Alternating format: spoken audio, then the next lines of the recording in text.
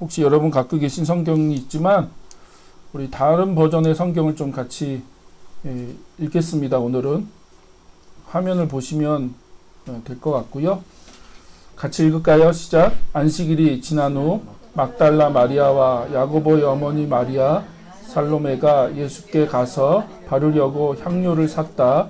그리고 한 주의 첫째 날 꼭두 새벽 막 동틀 무렵 그들은 무덤으로 갔다. 그들은 서로 말했다. 무덤 입구에 돌이 있었는데 누가 우리를 위해 그 돌을 굴려줄까요? 그런데 눈을 들어보니 이미 돌이 굴려져 있었다. 그 돌은 무척 컸다. 그래서 그들은 무덤 안으로 들어갔고 거기서 한 청년이 오른쪽에 앉아 있는 것을 보았다. 그는 흰 옷을 입고 있었다. 그들은 몹시 놀라 어쩔 줄 몰랐다. 그가 여자들에게 말했다. 놀라지 마라. 너희가 십자가에 못 박힌 나사렛 사람 예수를 찾고 있구나. 그분은 일으켜지셨다. 여기 계시지 않는다. 보아라, 여기가 바로 그분이 누우셨던 곳이다. 그러니 가서 베드로를 비롯한 제자들에게 예수께서 너희보다 앞서 갈릴리로 가신다고 전하여라. 그분이 너희에게 말씀하신 대로 너희가 거기서 그분을 뵐 것이다. 여자들은 무덤에서 나와 도망쳤다. 전율과 공포가 그들을 사로잡았다. 그들은 무서워서 아무에게 아무 말도 하지 못했다. 우리가 이 말씀을 이제 부활을 살라라는 제목으로 같이 오늘 나눌 건데요.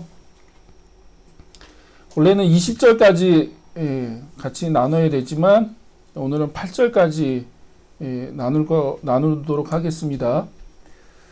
왜 8절까지냐?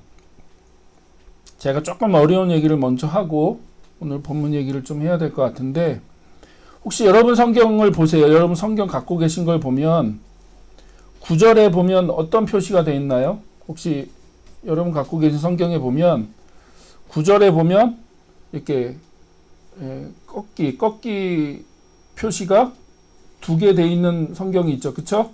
9절에서 20절이 이렇게 표시가 되어 있죠.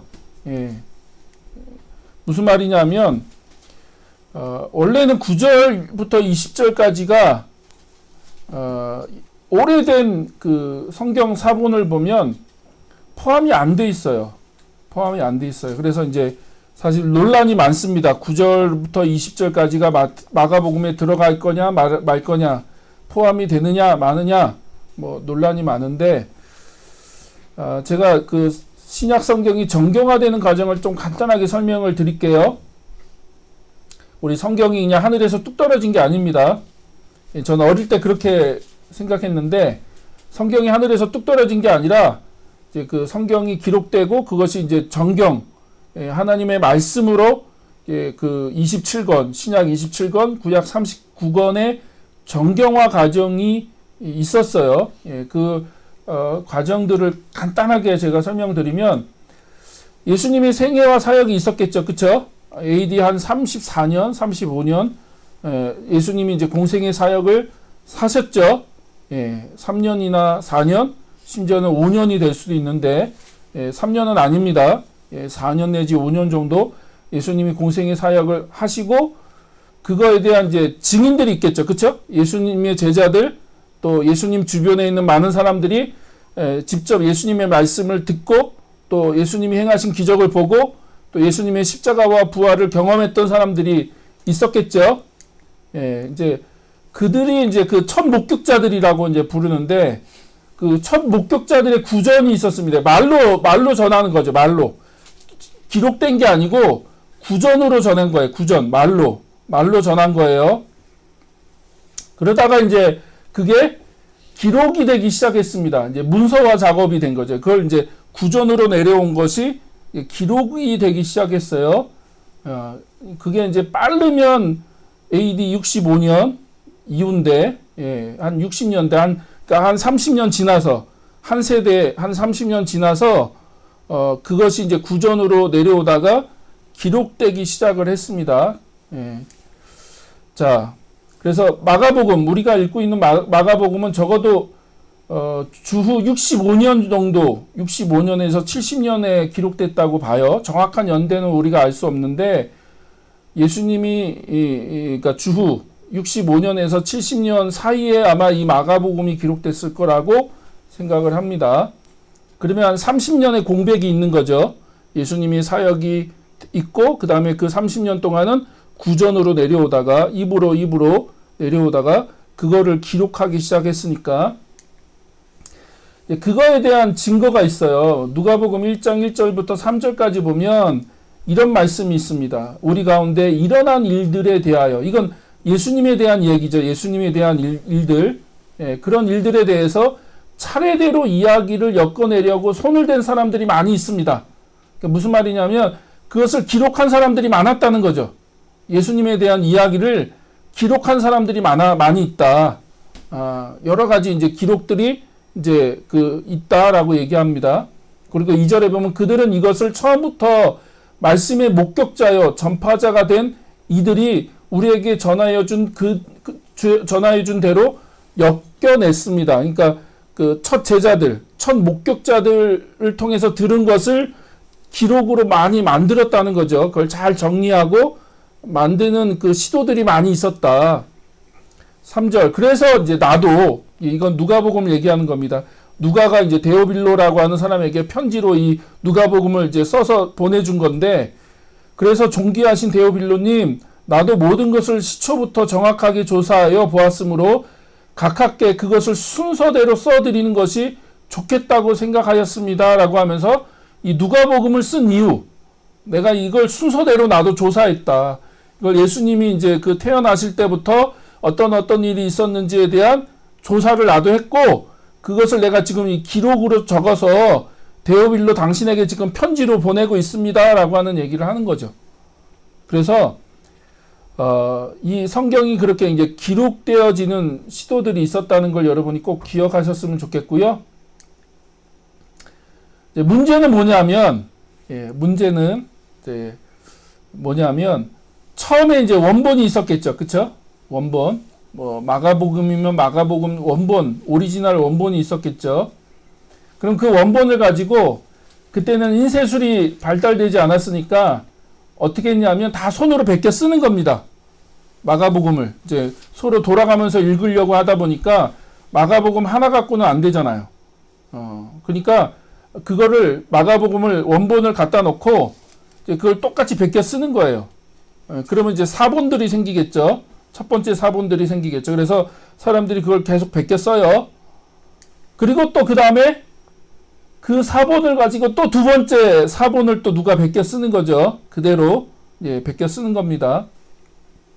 당시에는 양피지, 양가죽에다가 쓰기도 하고, 하여튼 여러 가지 이제 그 인쇄술이 그렇게 발달되지 않았기 때문에 이제 그렇게 손으로 베껴 쓰다 보니까 여러 가지 사본이 생기기 시작하는 거예요. 근데 문제는 뭐냐면 이게 사람이 하는 일이다 보니까 베껴 쓰다 보니까 어떤 일이 생겨요? 단어를 누락하기도 하고요. 더 첨가하기도 하고요. 어떤 구조를 빼먹기도 하고요. 또 이 베껴 쓰다가 마음에 안 들어. 이건 내용이 마음에 안 들면 내용을 바꾸기도 하고, 그러니까 다양한 사본들이 생기기 시작합니다. 여러 가지 사본들이 생기기 시작해요. 그래서 문제는 뭐냐면 우리가 원본을 갖고 있지 않다는 거예요. 원본. 우리에게는 원본이 없어요. 벌써 2000년이나 지났잖아요. 2000년이나 지났기 때문에 우리에게는 원본이 없고요. 다양한 사본이 있습니다. 많은 사본들이 있어요. 근데 이제 마가복음의 문제는 뭐냐면 어떤 사본은 8절에서 끝나요. 16장 8절에서 끝나는 사본도 있고 어떤 사본은 20절까지 기록된 사본도 있고 다양한 사본이 존재합니다. 그래서 논쟁이 많아요. 이 마가복음이 8절에서 끝난 거냐 20절까지 포함된 거냐 논란이 많아요. 근데 이제 가장 오래된 사본을 보면 8절에서 끝나요. 8절. 그래서 우리가 이제 그 8절에서 마가복음이 끝난다고 봅니다. 그러나 이제 여러분이 이제 정경화 과정을 조금 이해하시면 그 다음이 이해될 건데 신약 성경에 그 정경화를 하는 그 과정 가운데 몇 가지 기준들이 있었죠. 첫 번째가 예수 그리스도를 증거하는가, 두 번째 사도적 권위를 가지고 있는가, 세 번째 성령의 영감이 있는가, 네 번째는 보편성, 그러니까 많은 교회가 그거를 하나님의 말씀으로 받아들였는가, 뭐 여러 가지 기준으로 이제 정경화를 했습니다. 그래서 이제 AD 1세기 말 그리고 2세기 말까지는 복음서나 이제 바울 서신 중에 몇 개가 이제 정경호로 채택이 됐고, 또 신약 27권이 이제 정경화되어진 것은 363년, 그러니까 적어도 300년이 지난 거죠. 꽤 많이 지난 겁니다. 300년이 지난 다음에, 혹은 397년, 거의 이제 400년 가까이 지난 다음에 신약 27권이 정경으로 이제 그 정리가 된 겁니다. 예, 그런 과정을 거쳤다는 걸 여러분이 이해하시면 돼요. 예, 그냥 성경이 하늘에서 뚝 떨어진 게 아니라 이게 그런 과정들을 거쳤다. 그리고 이제 한 가지 팁으로, 장절은 원래 붙어 있지 않았습니다. 장하고 절은 원래 붙어 있지 않았는데, 예, 장은 1227년에 그 캔터베리 주교가 장을 붙였어요. 성경에 장을 나눴고요. 예, 절은, 구약의 절은 1440년에, 신약 같은 경우는 1550년에 절을 이렇게 붙였어요. 그래서 원래 성경에는 장절이 없다. 예, 원래는 그냥 쭉 연결된 거죠. 그렇죠? 예, 그냥 성경에 장절이 원래는 없었는데, 예, 후대에 그걸 이제 읽거나 찾을 때 이제 좀 도움을 주기 위해서 장절을 나눴어요. 자, 그래서 이제 마가복음의 가장 오래된 사본에는 16장 8절에서 끝난다는 거예요.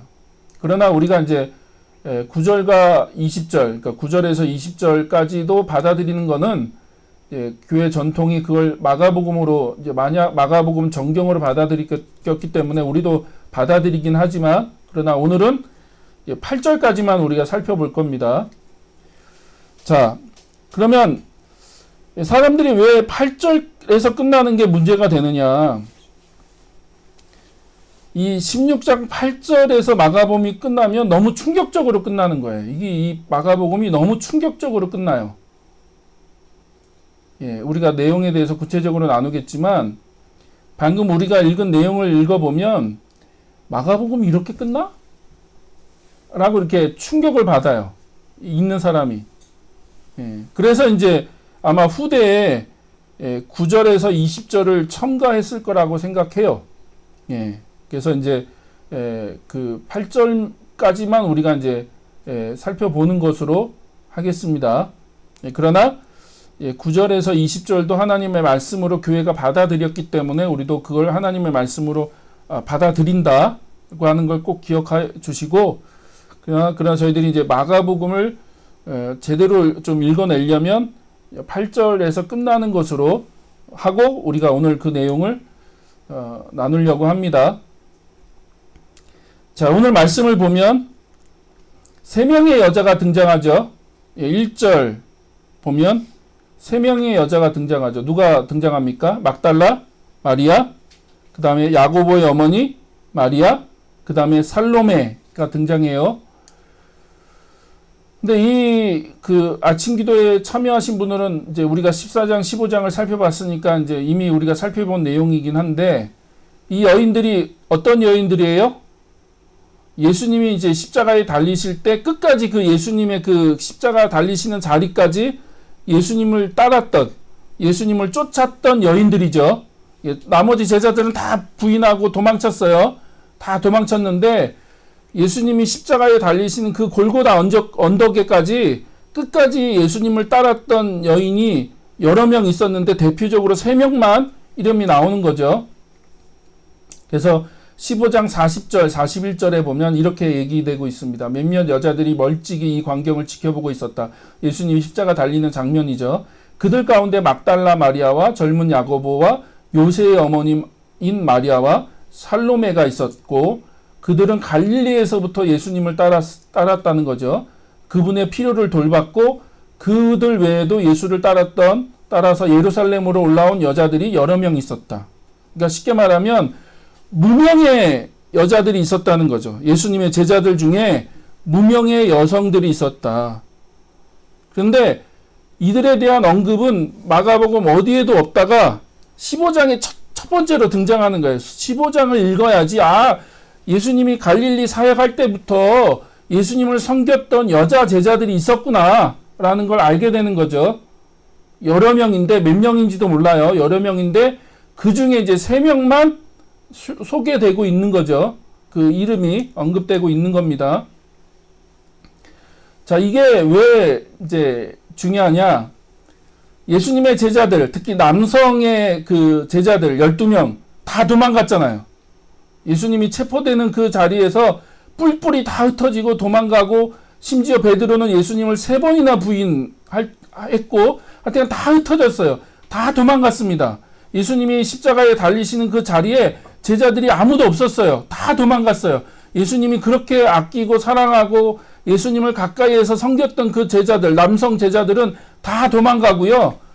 무명의 그 여성의 제자들, 그들은 예수님을 십자가의 그 자리까지 끝까지 예수님을 따랐다고 소개되고 있다는 거예요. 그래서 그 무명의 여성 제자들이 있었구나.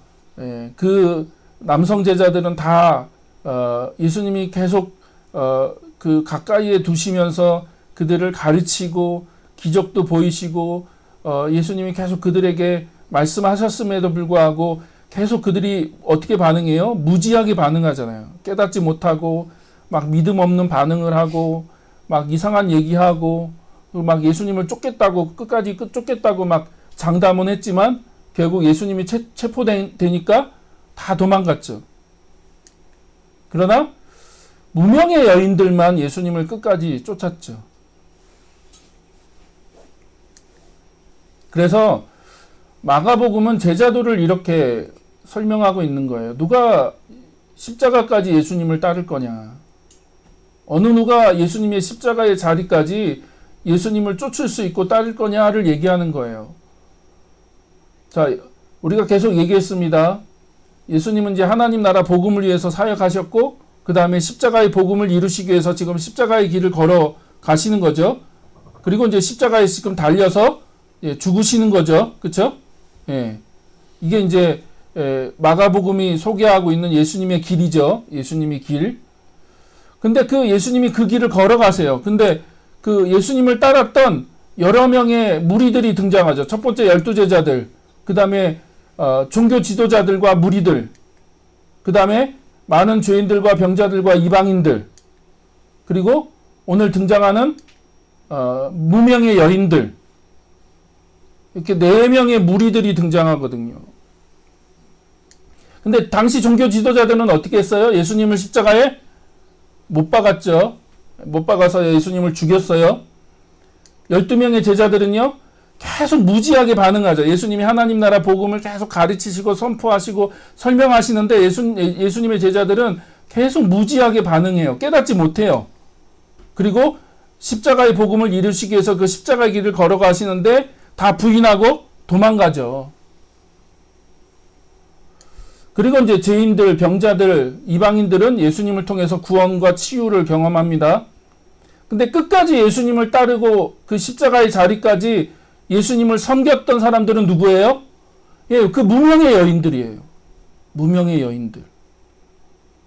이제 와서 이제 16장, 그러니까 15장에 와서야 이름이 밝혀지는 그 무명의 여인들. 존재조차 몰랐던, 언급조차 하지 않았던 그 여인들이 이제 와서 이들이 예수님 사역 초기부터 예수님을 그렇게 헌신적으로 섬기고 돕고 따랐는데 십자가의 자리까지 이 여인들이 따랐구나라는 것을 알게 되는 거죠. 뭘 얘기하는 겁니까? 진짜 제자도가 뭐냐는 거예요. 진짜 제자도. 진짜 제자도가 뭐냐. 그건 이 십자가의 자리까지, 십자가에 죽는 그 자리까지 예수님을 쫓는 거, 예수님을 따르는 거다라는 얘기를 하는 겁니다. 자, 근데 그 여인들이 이제 예수님의 그 십자가 자리를 같이 이제 지켰다가 예수님이 운명하시죠. 오후 3시에 십자가에서 운명하시니까 아리마대 출신 요셉이 등장해서 예수님의 시신을 달라고 해서 장례를 치르죠. 예, 이제 급하게 장례를 치릅니다. 왜냐하면 이제 곧 안식일이 시작되어 있는 거기 때문에 안식일이 이제 그 전날 저녁에 시작되잖아요. 예, 금요일 날 저녁부터 안식일이 시작되기 때문에 예수님이 금요일 날 십자가에 달리셨잖아요. 9시에 달리셔서 3시에 이제 운명하셨는데, 그러니까 해가 떨어지기 전에 예수님의 장례를 치러야 돼요. 근데 이제 아리마대 사람 요셉이 등장해서 예수님의 장례를 치러주고, 그 장례를 아마 이 여인들이 함께 옆에서 도와서 예수님의 장례를 치렀던 것 같아요. 그리고 이제 예수님이 어디에 묻히는지 유심히 잘 지켜봤죠, 이 여인들이. 그리고 이제 이 여인들이 그 저녁부터 안식일이 시작되니까 이제 다른 건 하지 못하다가 안식일이 끝나는 그 토요일 날 저녁에 아마 향료를 준비했던 것 같아요.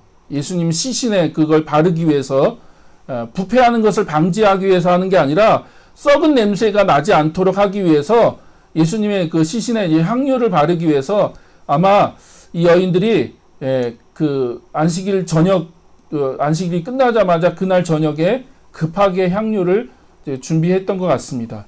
아마 이제 너무 급하게 예수님의 장례를 치렀기 때문에 좀 뭔가 부족함을 느꼈던 것 같아요, 이 여인들이. 그래서 예수님을 너무나 사랑하고 아꼈던 여인들이기 때문에 우리가 이거 못했는데 이거라도 해드리자라고 하면서 아마 그 여인들이 그런 일을 이제 결정했던 것 같아요. 그리고 이제 그 다음날, 안식일이 끝난 그 다음날, 오늘날로 말하면 일요일이죠. 주일날 아침 일찍 새벽에 예수님의 무덤을 찾아가죠.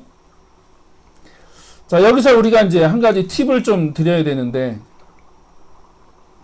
예수님이 왜 3일 동안 무덤에 계셨을까요? 왜 3일 동안 무덤에 계셨을까요? 왜 급하게 그렇게 안식일 전날에 장례를 치르고 3일 동안 무덤에 계셨다가 주일날 새벽에 아침에 부활을 하신 이유가 뭘까요? 혹시 생각해 보신 적 있으십니까? 왜 3일 동안 무덤에 계셨을까? 이유는요, 안식일을 보내시기 위함입니다. 안식일을 보내시기 위해서. 자, 하나님이 천지 창조를 하시죠. 6일 동안 천지를 창조하시고 7일째 되는 날, 그때가 언제예요? 토요일이죠. 안식일날 하나님이 쉬셨어요. 그러니까 6일 동안 천지를 창조하시고 하나님이 이제 그 7일째 되는 날 쉬셨죠. 안식하셨다. 그런 것처럼 예수님도요, 구원사역, 하나님의 그 구원사역을 십자가를 통해서 완성하시고, 그 다음에 금요일날 오후 그 3시에 운명하시고, 그리고 장례를 급하게 치르시고, 이제 금요일날 저녁부터 안식일이 시작되는 거거든요. 원래 유대인의 그 개념은 우리하고 달라요. 우리는 그 하루의 시작이 해 뜰 때잖아요. 그쵸? 해 뜰 때인데, 유대인은 그 전날 해질 때부터 하루가 시작된다고 하는 개념이 있기 때문에 안식일이 언제부터 시작되냐면 금요일날 저녁부터 시작되는 거예요. 안식일이. 그래서 예수님이 금요일날 저녁 해 떨어지기 전에 장례를 치르시고 그 다음에 입간하시는 거죠. 그 당일날 장례를 치르는 게 전통이니까 유대인들은. 그래서 이렇게 되는 겁니다. 금요일날 저녁에 만찬하시고 겟세마네에서 기도하시고 체포되셨다가 밤새도록 신문을 받으시죠. 산헤드린 공의에서 신문을 받으시고 금요일날 새벽에 빌라도에게 재판을 받으시고 9시에 십자가에 달리시고 3시에 운명하시고 그 다음에 3시 이후에 이제 장례가 치러지죠. 그리고 이제 그 입관되는 거죠. 이제 장지 무덤에 들어가시고 그리고 이제 안식일을 그 금요일 저녁부터 보내는 거죠. 안식일이 금요일 저녁부터 시작되는 거니까 안식일을 온전히 보내시고 그 다음 안식일 다음 날 1월 오늘날로 말하면 이제 주일날 아침에 부활하신 거죠. 그건 완전한 안식을 예수님이 취하신 거죠. 그게 뭐 어떤 의미냐? 새로운 안식의 시작, 새로운 구원의 시작, 하나님께서 새 창조를 시작하시고 새로운 구원을 시작하시고 하나님의 새로운 구원의 사역이 시작됐다는 걸 얘기하는 거예요. 이해되세요? 그러니까 십자가로 예수님이 이제는 완전히 새로운 하나님의 구원의 사역을 완성하신 거예요. 마치 하나님이 6일 동안 천지를 창조하신 것처럼 예수님이 십자가 사역으로 이제 십자가에서 죽으심으로 그 구원의 사역을 완성하신 거죠. 그리고 하나님이 6일, 7일째 되는 날에 안식하신 것처럼 예수님이 이제 안식일 날 무덤에 계시는 거죠. 그리고 이제 오늘날로 말하면 주일날 일요일 아침에 부활하심으로 새로운 삶의 시작, 새로운 구원의 시작, 이제는 구약이 끝나고 하나님의 새로운 신약, 하나님의 새로운 구원이 시작되었다는 것을 부활을 통해서 알리는 거죠. 그래서 이제 예수님이 3일 동안 무덤에 계신 거고요. 여러분이 그런 의미를 좀 이해하시면 이렇게 해서 예수님이 십자가에 달리시고 장례가 치러지고 부활하셨구나라는 걸 이해하실 수 있으십니다. 자, 다시 본문으로 돌아가면 세 명의 여인이요, 이제 주일날 아침, 안식일날 그 다음날 아침 일찍 그 향유를 들고 예수님의 무덤으로 향하죠. 그렇죠? 예수님의 무덤으로 향합니다. 그러니까 이 여인들이 예수님에 대한 각별한 애정과 그 사랑이 있었다는 걸 우리가 이제 확인할 수 있죠. 근데 한 가지 고민이 있었어요. 무슨 고민입니까? 입구에, 그 무덤 입구에 이제 큰 돌을 막아놨다는 거예요. 큰 돌을 막아놨는데, 적어도 한 250kg 정도 되는 돌이라고 그래요. 그럼 여인 3명이 움직이기는 거의 불가능하죠. 여인 3명이 그 무덤 입구를 막아놓은 돌을 그 움직이기는 거의 불가능해요. 근데 어쨌든 이 여인이 새벽에 예수님의 무덤으로 찾아가면서 한 가지 고민을 해요. 무덤 입구를 막아놓았던 돌을 누가 옮길 거냐, 어떻게 옮길 거냐, 막 서로 그걸 고민하면서 예수님의 무덤으로 이동을 하죠. 그리고 이제 그 내용을 보면 이 3명의 여인은요, 예수님이 부활할 것에 대한 기대가 1도 없었어요. 단 1도 없었습니다. 이 여인들은 예수님이 이 아침에 부활할 거야, 다시 살아날 거라고 하는 그 기대나 소망은 전혀 없었습니다. 그런 생각은 꿈에도 생각하지 못했어요. 그냥 예수님 시신에 이 향유를 발라야 되는데 이 무덤을 막아놓은 돌을 어떻게 옮길지에 대한 고민만 하고 갔던 거죠. 그러나 그들이 이제 무덤에 도착했을 때 하나님이 행하시는 놀라운 일들을 보게 되죠. 그래서 4절과 7절을 보면 본다는 단어가 계속 나와요. 본다. 이 본다는 단어가 계속 반복되는데 이게 이제 이 마가복음을 이해할 수 있는 좋은 키가 됩니다. 자, 보세요. 4절에 보니까 눈을 들어 보니 뭐가 돼 있었어요? 돌이 굴려져 있었어요. 그리고 무덤 안에 들어가서 보니까 예수님 시신은 없고 어떤 한 청년이 오른쪽에 앉아 있는 것을 어떻게 보았죠. 그리고 이제 그 청년이 그 세 여인에게 뭐라고 얘기해요? 놀라지 말아라. 너희가 십자가에 못 박힌 나사렛 사람 예수를 찾고 있구나. 그분은 일으켜지셨다. 여기 계시지 않는다. 보아라. 봐라. 라고 얘기하죠. 보아라. 여기가 바로 그분이 누우셨던 곳이다. 라고 하면서 그 빈 무덤을 보라고 얘기하죠. 봐라. 지금 시신이 없다. 라고 얘기하죠. 그리고 또 뭐라고 얘기합니까? 그 부활하신 예수님이 먼저 얘기하신 것처럼 먼저 갈릴리로 가셨다. 그러므로 그 부활하신 예수님을 만나려면 너희들이 갈릴리로 가면 그 예수님을 만날 수 있을 거다, 볼 수 있을 거다라고 하는 메시지를 전달해요. 그래서 이 4절과 7절에 보면 계속 본다는 얘기를 합니다. 본다는 얘기를 해요. 그게 이제 이 내용을 이해할 수 있는 키워드예요. 자, 그녀들은요, 무덤 입구를 막고 있던 엄청나게 큰 돌, 마가복음은 의도적으로 돌이 크다는 걸 강조하고 있어요. 그러니까 이건 무슨 의미입니까? 뭔가 놀라운 일들이 벌어졌다는 거예요. 그 새벽에 그 무덤 안에 놀라운 일들이 벌어졌다는 것을 지금 암시하는 거죠. 무슨 일인지는 모르는데 무덤가로 갔더니 그 큰 돌이 옮겨져 있는 거죠. 그걸 본 거죠. 그래서 뭔가 일어났구나. 어떤 일인지는 모르겠는데 무엇인가 이 무덤 안에서 놀라운 일들이 일어났구나라고 하는 것을 지금 예고하고 있는 거죠. 그렇죠? 그래서 하나님의 초자연적인 어떤 역사들, 어떤 능력들이 그 무덤 안에서 일어났구나라는 것들을 지금 보여주는 겁니다. 그래서 그 여자들이 황급하게 무덤 안으로 들어가죠. 들어갔더니 뭘 봅니까? 예수님의 시신은 없고 웬 청년이, 흰옷을 입고 있는 청년이 오른쪽에 앉아 있는 것을 보는 거죠. 재밌는 거는요, 마가복음이 그 사람을 청년이라고 표현한다는 거예요. 청년. 다른 복음서를 보면 그 청년이 누구냐면 천사죠. 그쵸? 천사라는 걸 알게 되는데 마가복음은 천사라는 표현을 안 해요. 굉장히 재밌습니다. 천사라는 표현을 직접적으로 하지 않고 흰옷을 입고 있는 청년이다 라고는 표현을 해요. 그래서 흰옷을 입고 있다는 것을 통해서 이 청년이 평범한 사람은 아니라고 하는 것을 보여주기는 하는데 하여튼 천사라고는 얘기하지 않아요. 근데 그 청년이 하여튼 그 무덤 안에 앉아 있는 것을 보고 이 여인들이 놀래죠. 그쵸? 그래서 이 여인들은 시신이 없는 것을 보고 놀래고 또 알지 못하는 청년이 그 무덤 안에 앉아 있는 것을 보고 놀라죠.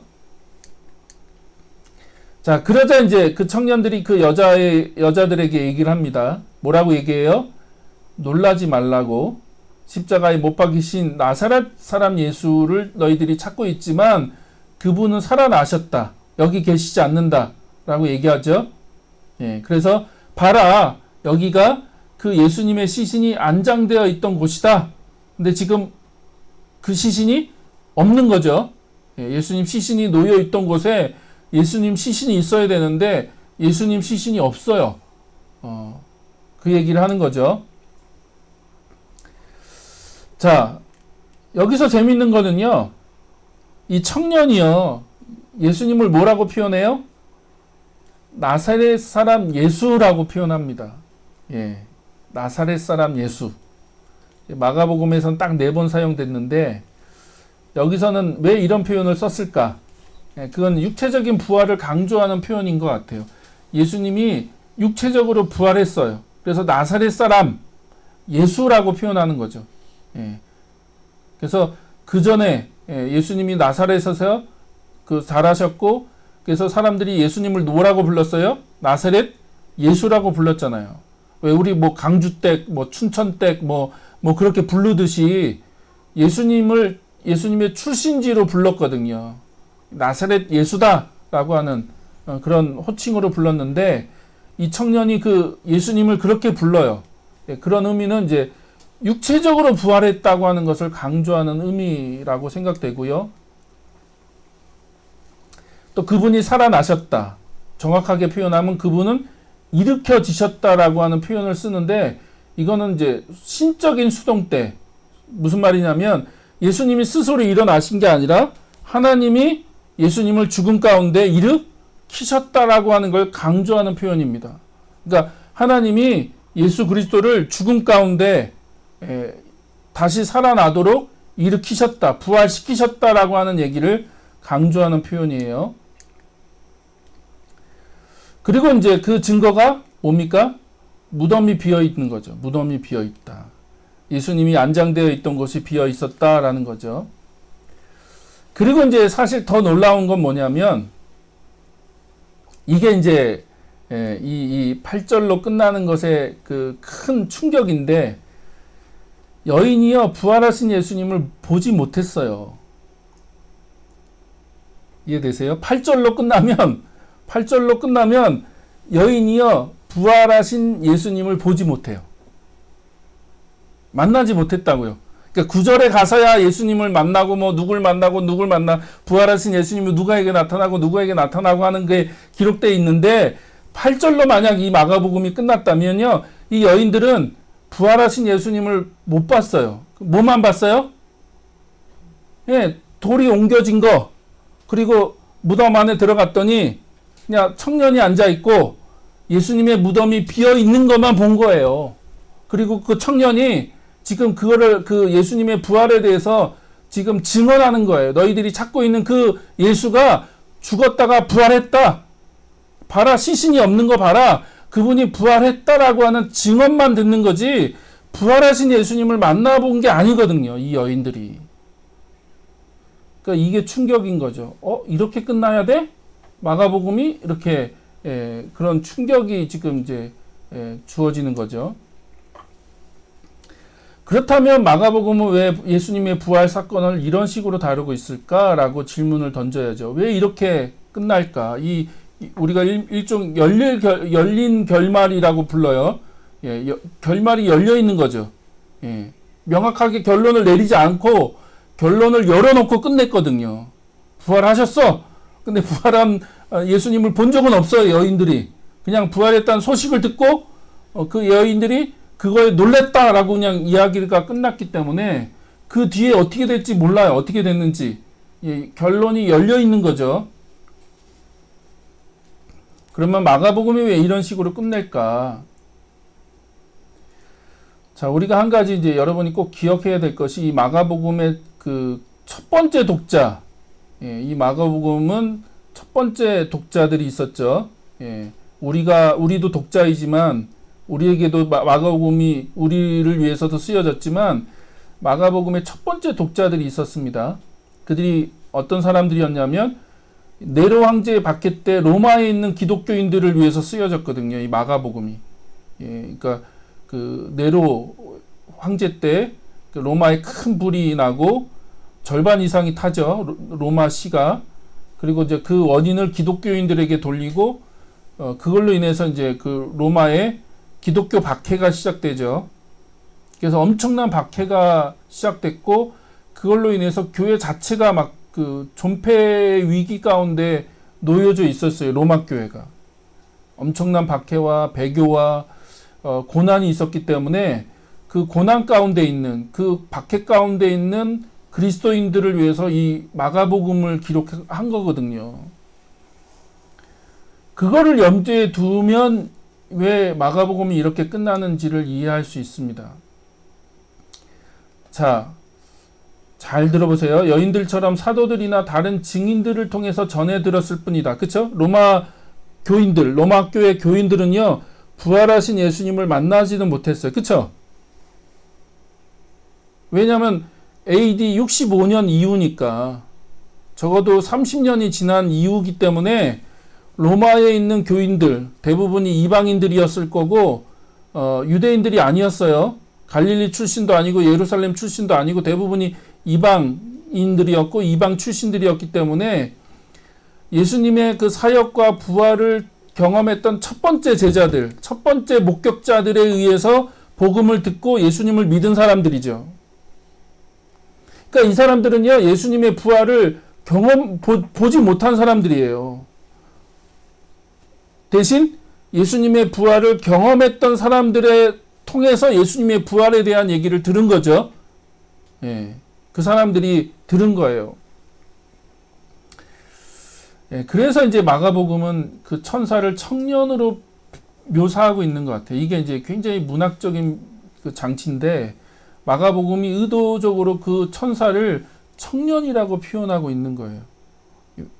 그러니까 청년을 통해서 그 예수님의 부활의 소식을 듣고 있는 거잖아요. 이 여인이 부활하신 예수님을 만나지는 못했는데 이 청년을 통해서 예수님이 부활했다는 얘기를 듣고 있는 거거든요. 마가복음의 그 첫 번째 독자도 똑같다는 거예요.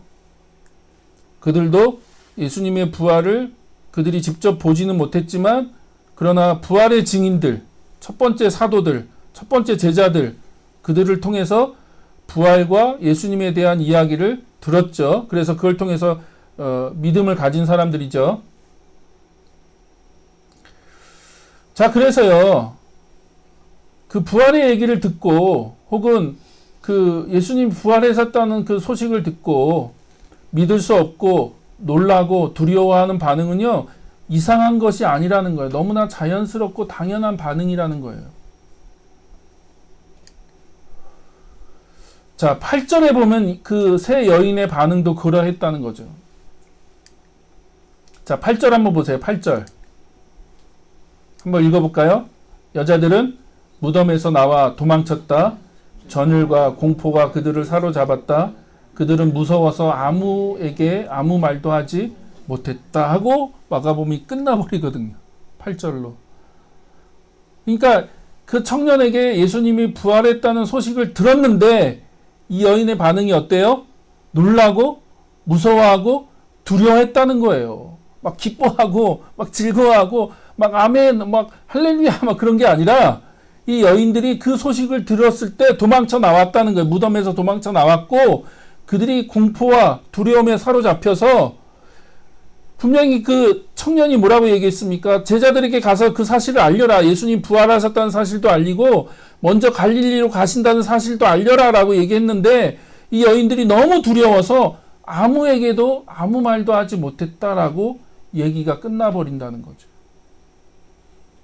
그러니까 이 여인들도 그렇게 두려워했다는 거예요. 그 여인들도 예수님의 부활 소식을 듣고 공포와 또 두려움에 사로잡혀서 두려워했고 또 아무 말도 하지 못했다라고 하는 그거를 소개하고 있는 거예요. 그러므로 부활의 메시지를 듣고 예수님 부활하셨다는 얘기를 듣고 뭐 그 자리에서 아멘 뭐 할렐루야 하고 외치는 것은 자연스러운 게 아니라는 거예요. 그거는 자연스러운 게 아니야. 오히려 벌벌 떨면서 넋을 잃고 무서워하고 아무 말도 하지 못하는 것이 그게 당연한 거예요. 자연스러운 반응이야 라고 얘기하는 거예요. 그게 너무나 자연스러운 반응이야. 그렇게 보면 이 여인들도 십자가까지는 잘 따라갔지만 부활 앞에서 흔들리고 있는 거죠. 넘어지고 있는 거거든요. 부활을 믿을 수가 없었어요. 이 여인들은 그 부활을 받아들일 수가 없는 거예요. 너무 무서워하고 그 부활의 소식 앞에 오히려 숨고 두려워했다. 그래서 여인들이 십자가까지는 잘 따라갔지만 그러나 부활의 소식 앞에서는 이 여인들도 넘어졌다라고 얘기하는 거죠. 하지만 그 청년이 마지막으로 던져주는 메시지가 이제 그 희미한 불씨가 대해서 다시 소망을 주는 건데요. 자, 7절에 보니까 뭐라고 되어 있습니까? 7절에 뭐라고 얘기하고 있어요? 그러니까 너희들이 가서 베드로와 또 그 제자들에게 이 소식을 전해라는 거죠. 예수께서 너희보다 앞서 갈릴리로 가신다는 것을 전하고 그분이 너희에게 말씀하신 대로 너희가 거기서 그분을 만날 거다. 그 갈릴리에서 너희들을 기다리고 계신다. 너희들이 갈릴리로 가면 예수님을 볼 수 있을 것이다 라고 하는 이 메시지를 제자들에게 전하라고 얘기하는 거예요. 이해되세요? 예. 자, 그 청년은 예수님이 부활하셨다는 소식과 먼저 갈릴리로 가신다는 소식을 누구에게 전하라고요? 베드로와 그 제자들에게 전하라고 얘기하고 있죠. 그렇죠? 근데 베드로는 어떤 사람입니까? 예수님을 3번이나 부인했거든요. 예수님을 내가 생명을 바치면서까지 예수님을 따르겠습니다라고 호언장담했던 사람이 예수님을 3번이나 부인했고 마지막 3번째 부인할 때는 예수님을 저주하면서 3번이나 부인했었고 나머지 제자들은 어떻게 했습니까? 다 도망갔잖아요. 다 흩어져서 예수님이 체포되는 그 장소에서 다 도망갔어요. 뿔뿔이 다 흩어졌어요. 그런 제자들에게 가서 예수님이 부활했다는 사실을 전하라는 거예요. 그리고 그 예수님이 어디로 가신다? 갈릴리로 가신다. 갈릴리. 예루살렘도 아니고 갈릴리로 먼저 가셔서 너희들을 기다리고 계신다. 그래서 너희들이 그 부활하신 예수님을 만나려면 갈릴리로 가라. 갈릴리로 가면 예수님을 만날 수 있을 거야 라고 하는 소식을 전하라는 거죠. 근데 갈릴리는 어떤 곳입니까? 예수님을 처음 만났던 곳. 예수님이 그들을 제자로 부르셨던 곳. 예수님이 그들을 제자로 선택하시고 부르셨고 그들이 그 부르심에 응답해서 예수님을 따르기로 결정했고 또 예수님이 그들과 함께 하나님 나라 복음을 전하시고 또 하나님 나라의 사역들을 행하셨던 곳이 갈릴리죠. 갈릴리. 그곳으로 예수님이 가시겠다라고 말씀하시는 건 어떤 의미인가요? 예루살렘이 아니라 다시 갈릴리에서 만나겠다는 얘기는요. 분명히 회복을 말하는 거예요. 회복.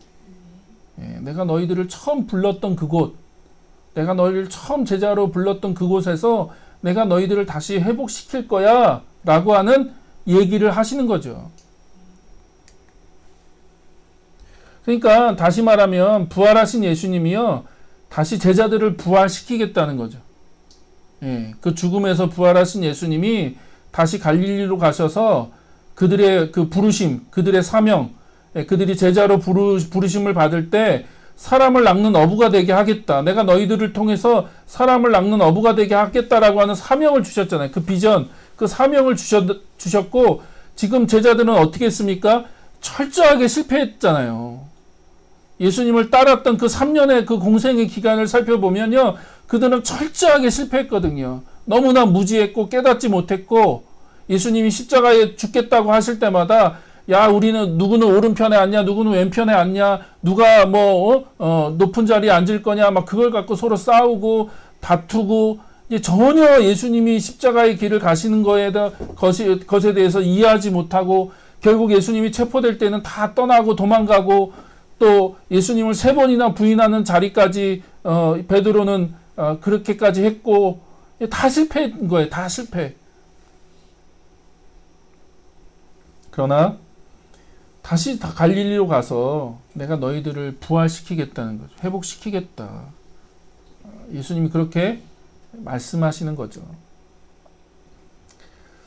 그리고 이것이 마가의 독자들에게도 똑같이 적용되는 거죠. 잘 보세요.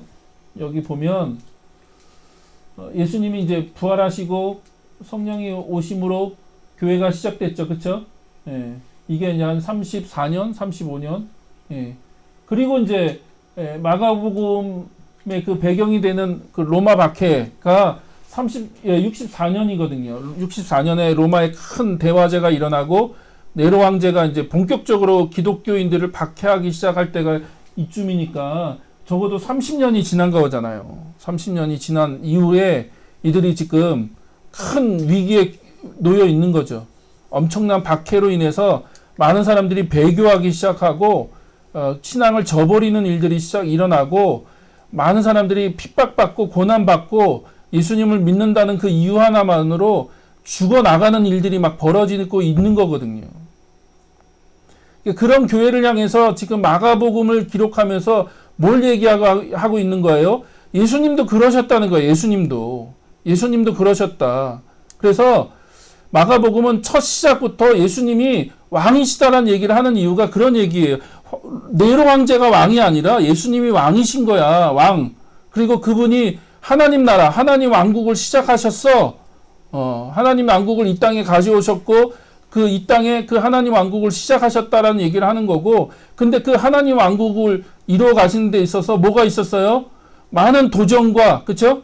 핍박과 어려움이 있었다는 거예요. 심지어 예수님마저도 고통이 있었고 반대하는 사람들이 있었고, 심지어 제자들까지도 예수님을 이해하지 못했고 예수님을 버리는 일들이 있었고, 예수님이 그 십자가 길을 걷는데 많은 사람들이 조롱하고 희롱하고 뺨을 때리고 또 십자가에 매달리는 그 놀라운 고통을 겪었음에도 불구하고 예수님이 아무 말씀도 하지 않으시고 묵묵하게 그 길을 걸어가시고 또 그 길을 걸어가셨다는 거죠. 마가복음이 그 얘기를 하는 거거든요. 예수님도 그러셨어. 예수님도. 너희들만 고난을 받는 게 아니라, 너희들만 지금 고통을 받고 있는 게 아니라 예수님도 그런 일들을 겪으셨고, 그러나 예수님은 그 길을 어떻게 해요? 끝까지 걸어 가셨다는 거예요. 예. 그러나 로마 교회의 현실은 어때요? 많은 사람들이 배교하고 있는 거죠. 믿음을 저버리는 일들을, 배교하는 일들, 또 그런 위험 앞에서 고민할 수밖에 없는 거예요. 생명 위협을 받는데. 그리고 내 재산을 전부 다 몰수당하고 정말로 막 엄청난 고난과 고통을 받고 있는데, 내가 이 신앙을 계속 지켜야 되는 건가? 내가 이 신앙을 계속 붙들고 있어야 되는 건가? 라고 하는 그 실제적인 위협 앞에 놓여 있는 거죠.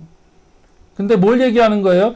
야, 제자들도 다 그랬어 라고 얘기해요. 제자들도 다 그렇게 실패했어. 제자들도 다 그렇게 장담하고 예수님을 끝까지 따르겠다고 얘기했지만 그들 다 실패했어. 베드로까지도 실패하고, 그 베드로까지도 3번이나 예수님을 부인하고 예수님을 저주하는 일까지도 행했어 라고 얘기하는 거예요. 이해되세요? 예. 그러나 끝까지 그 길을 걸으셨던 분이 한 분 계시죠. 그분이 누구예요? 예수님. 예수님은 끝까지 그 길을 걸어가셨다.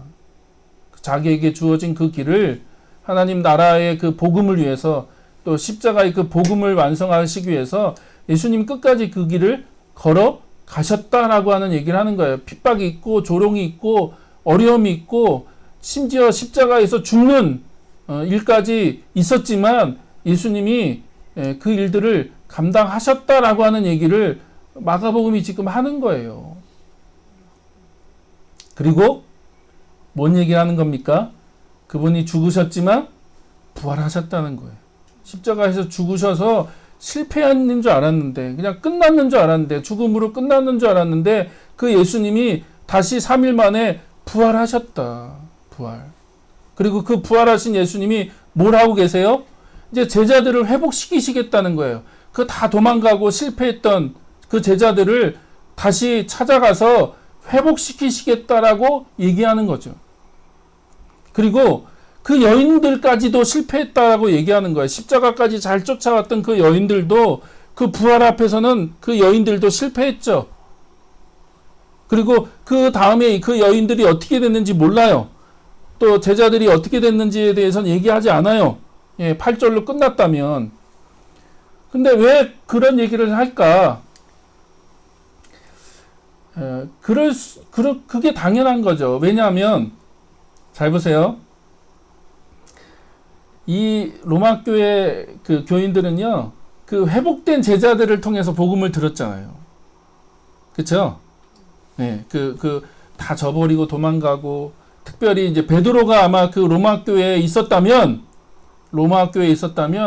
베드로를 통해서도 예수님의 얘기를 들었을 거고, 복음을 들었을 거고, 예수님의 고난에 대한 얘기, 또 예수님을 통해서 어떻게 그들이 회복돼서 초대교회가, 아까 보신 것처럼 초대교회가 어떻게 복음을 전했는지, 또 그 복음이 어떻게 로마에까지 전해졌는지에 대해서 그들이, 첫 제자들, 첫 부활을 경험했고, 그 복음을 경험했던 첫 제자들을 통해서 복음을 들은 사람들이니까 굳이 마가복음이요 그들에 대한 얘기를 할 필요가 없는 거예요. 이해되세요? 네. 왜냐하면 그들을 통해서 로마 교회가 복음을 들었으니까. 그리고 그 제자들이 바로 지금 로마 교회에 있었고요. 네, 그들이 사역하고 있었고 그들이 아직도 활동하고 있었기 때문에 그들이 어떻게 회복됐는지, 그들이 어떤 삶을 살고 있는지를 로마 교회 성도들이요 누구보다도 잘 알고 있기 때문에 굳이 그들이 어떻게 회복됐는지, 어떤 삶을 부활하신 예수님을 만나서 어떻게 회복됐는지에 대한 얘기는 하지 않아도 돼요. 마가복음이. 그래서 8절로 끝나는 거죠. 8절로. 그러나 예수님이 그렇게 부활하심으로 말미암아 예수님이 새로운 시대를 여셨다. 새로운 시대. 완전히 새로운 시대를 여셨다라고 하는 얘기를 하는 거예요. 새 성전 시대를 여시고 새 언약을 예수님이 완성하시고 이제는 완전히 새로운 시대를 예수님이 여셨다. 부활하심으로 이제 새 시대가 되었다라고 하는 얘기를 그들에게 지금 하고 있는 거죠. 이해되세요? 그래서 마가복음이 8절로 끝나는 것이 저는 맞다고 생각해요. 그리고 그들에게 그 8절로 끝나는 그 이야기를 통해서 이제는 너희들이 결정을 해야 된다. 너희들이 고난 가운데 있는 너희들, 배교의 그 위험 가운데 엄청난 핍박과 박해와 고통 가운데 있는 너희들이 이제 결정해야 돼. 예수님을 따를 거냐 말 거냐. 예수님의 부활을 내가 나의 부활로 받아들일 거냐 말 거냐. 예수님의 부활을 그 첫 제자들처럼 부활을 살아내는 삶을 내가 살 거냐 말 거냐. 그걸 너희들이 이제 결정해야 돼. 너희들이 이제 선택해야 돼. 라고 하는 얘기를 하는 거예요.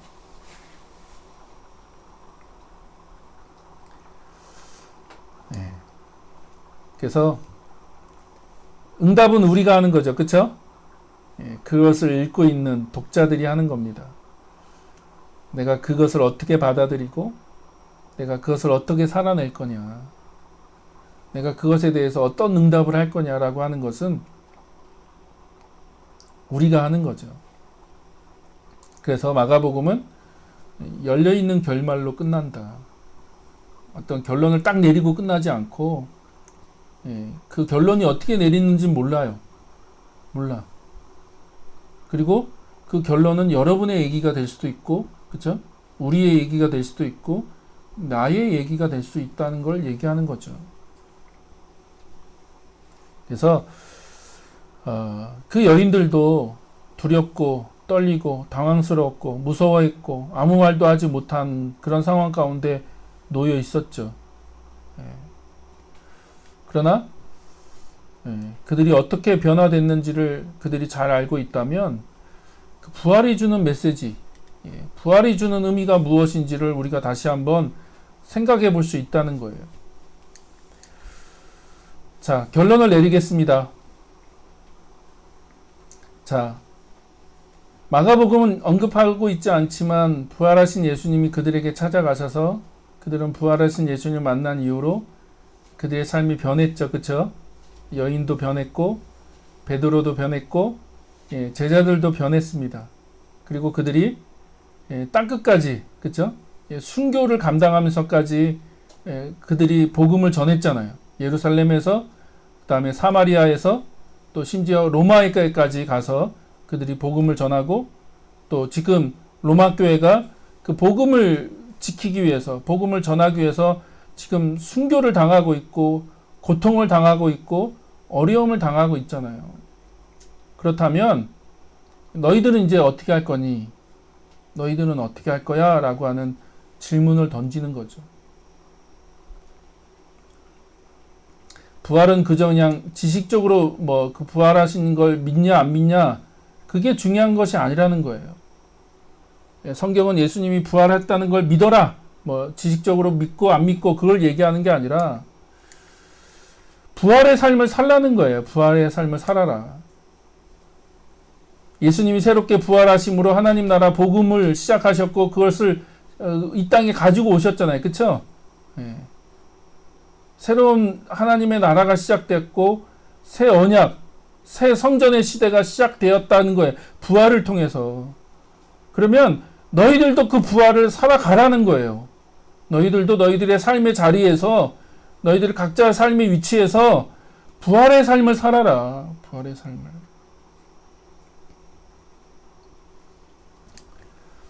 그래서 여러분이 그것을 선택하시기를 바랍니다. 그러나 그 길을 걸을 때 걱정되고 염려되고 흔들리고 넘어지는 건 당연해요. 괜찮습니다. 괜찮아요. 그거 이상한 거 아니라는 거죠. 그거 이상한 거 아니야. 괜찮아. 그러나 소망이 있는 건 예수님이 그 길을 걸으셨고 그 길을 완주하신 예수님이 너희들과 함께 하신다는 거예요. 너희들과 그 부활하신 예수님이 너희들과 함께 하실 거야.